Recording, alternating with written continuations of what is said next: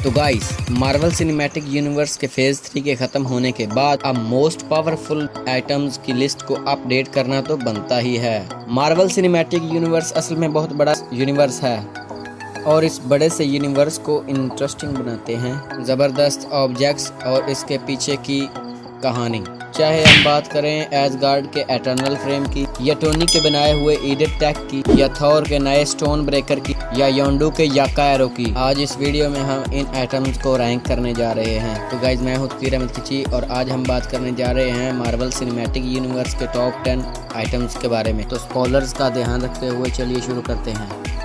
तो एमसीयू को शुरू हुए 10 साल से भी ज़्यादा का समय हो चुका है, जहां कई पावरफुल आइटम्स यूज़ होकर तबाह भी हो चुकी हैं, और इसलिए मैं ये कोशिश करूंगा कि आपको नए आइटम्स के बारे में ही बताऊं, वो भी इसके ओरिजिनल ओनर के साथ। तो चलिए इस लिस्ट पर नज़र डालते हैं। नंबर 10, याका एरो। याका एरो योंडू का सबसे पावरफुल हथियार था जिसे सेंटोरियंस ने बनाया था। ये मार्वल सिनेमैटिक यूनिवर्स के इन गिने चुने एटम्स में से एक है जिन्हें हॉकाई भी नहीं चला सकता। ये एरो सोनिक फ्रीक्वेंसी पर काम करता है, जिसे इसका ओनर क्रिएट कर सकता है सीटी बजा के।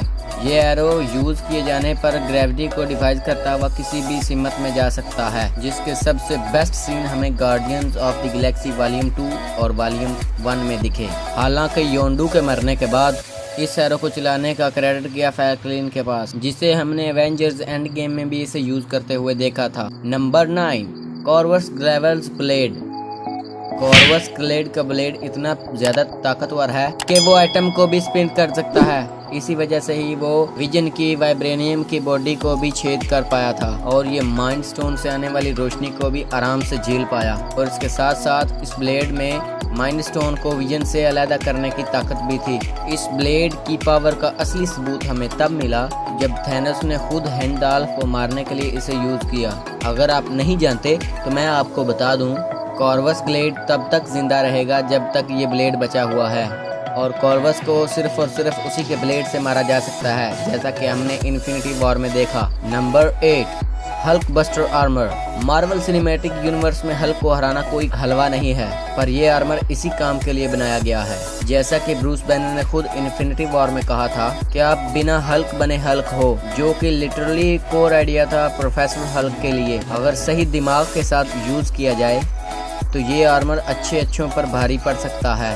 यहाँ तक कि ब्रूस बैनर ने इसी आर्मर की मदद से घायल पड़े हुए थैनोस को ग्राउंड की तरफ पुश करके रखा। Number 7, Edith. टोनी का बनाया हुआ ईडिथ टेक एक यूजर इंटरफेस है पूरे स्टार कंपनी का। ये टेक इसके यूजर को स्टार सैटेलाइट नेटवर्क का पूरा एक्सेस देता है, जिसके साथ हजारों ड्रोन भी आते हैं। इन सब के साथ साथ ईडिथ किसी भी टारगेट की पर्सनल इंफॉर्मेशन को भी जान सकती है और अपने व्यूअर को बता सकती है, और कई केसेस में ये बड़े कम्युनिकेशन सिस्टम को भी हैक करने में काम आती है। ये टेक इतना खतरनाक है कि अगर ये गलत हाथों में पड़ गया तो हमने देख लिया कि क्या क्या हो सकता है। Number 6, Glock of levitation. Glock of levitation एक मैजिकल लेलिफ है जो कि अपनी खुद की पावर्स पर उड़ सकता है और अपने यूजर को भी उड़ा सकता है। तो जहाँ हम सारे मिस्ट्रिक रिलीफ अपना मास्टर खुद चुनते हैं, वहाँ प्रोक ऑफ लेविटेशन अपने मन से सब कुछ करता है और वहीं मूव करता है जहाँ उसका अपना दिल चाहता है, ना कि उसके मास्टर का। डॉक्टर स्ट्रेंज में ये चीज हिंट की गई थी कि ये रिलीफ उसी मैजिशियन के पास जाएगा जो सारे जादूगर में सबसे काबिल होगा, इसीलिए ये लोग गया master of mistress doctor strange के पास। नंबर 5, कैप्टन अमेरिका की शील्ड। पूरे मार्वल यूनिवर्स में गिने चुने एटम्स ही हैं जो थॉर के हैमर के आगे टिक पाते हैं। कैप्टन अमेरिका की shield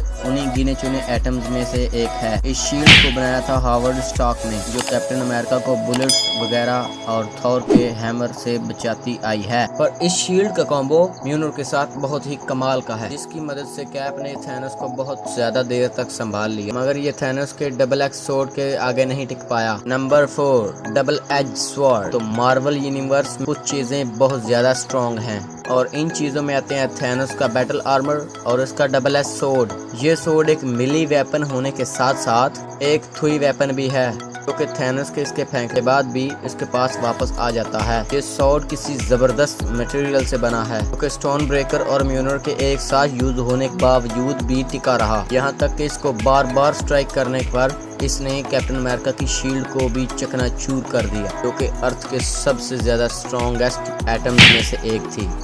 number 3 mark 85 suit. Mark 85 iron man का सबसे आखिरी और सबसे कामयाब आर्मर था, जो कि अपने पिछले वर्जन से एक कदम आगे एनर्जी फील्ड भी जमा कर सकता था।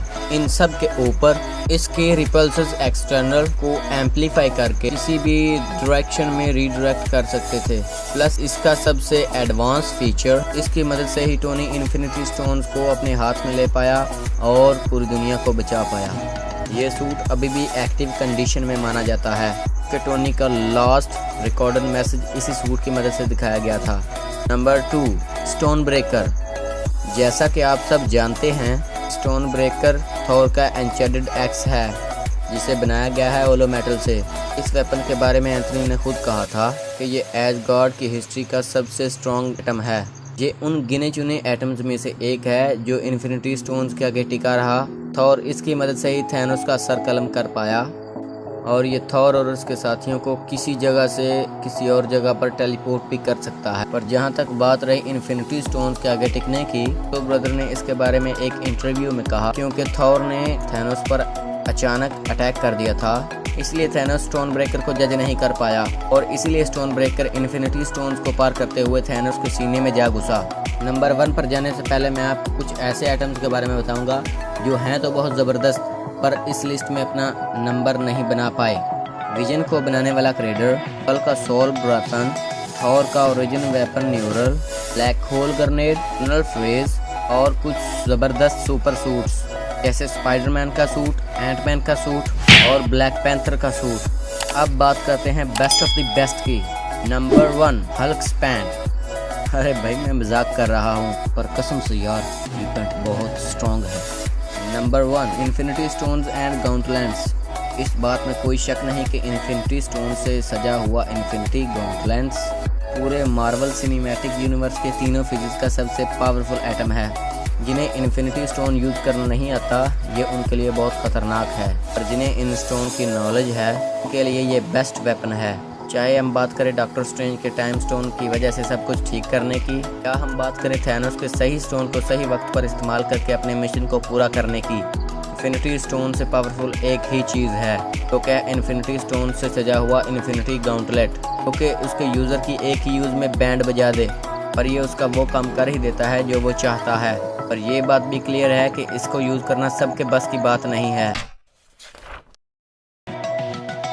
गाइज, ये थी लिस्ट एमसीयू की टॉप 10 मोस्ट पावरफुल आइटम्स के बारे में। ये लिस्ट मेरे हिसाब से बहुत ही बेस्ट है।